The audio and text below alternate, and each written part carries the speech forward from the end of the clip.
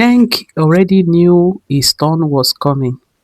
He had watched other children in his community go through the same ceremony, so he had seen them return home afterward, and he knew that one day he will also go through it.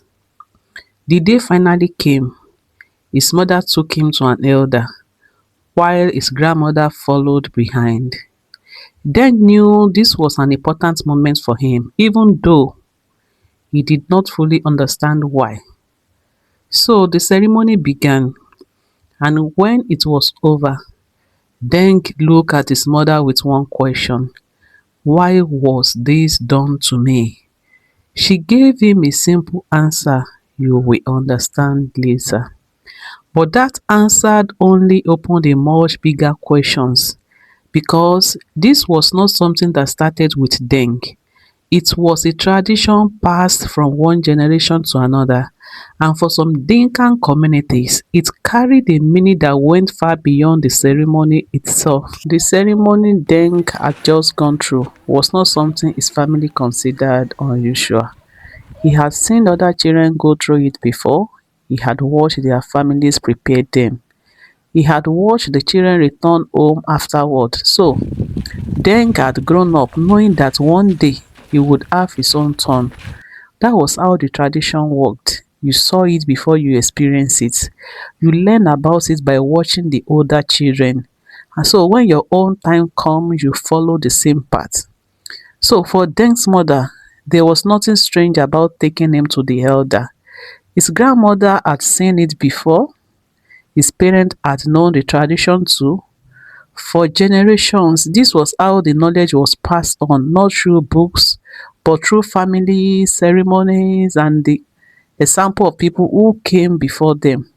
So, to someone outside the community, the practice might seem difficult to understand, but inside the community, its meaning came from something much deeper. It was connected to the way people understood growing up, identity, and the belonging. And that meaning was not necessarily the same everywhere. So different Dinkan community could have different custom and different reasons for following them. For the elders who continued the practice, it was part of what they had inherited, something their parents had given them, something they believed was worth passing on. That is why Den's grandmother did not need to explain everything. To her, the tradition already has its own history. She had grown up with it, she had watched others go through it, and now she was watching her grandson take his own place in the same tradition. But tradition do not remain untouched forever. The communities that carry them change.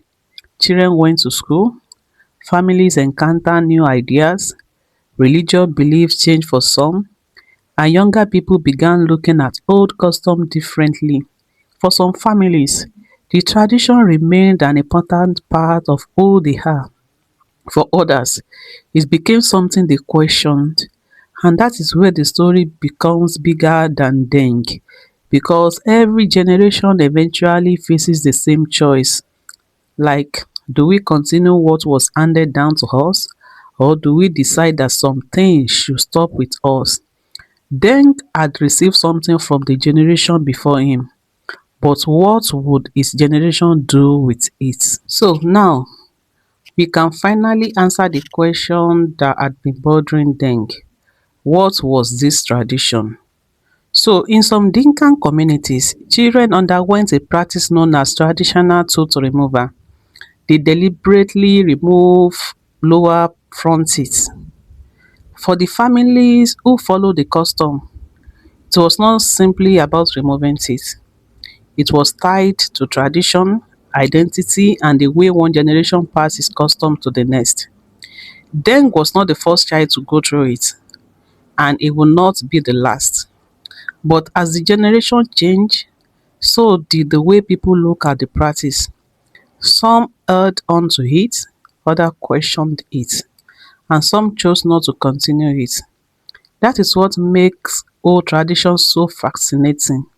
They can begin as something everyone accepts without questions, then one generation grow up and start asking questions questions the generation before them never ask.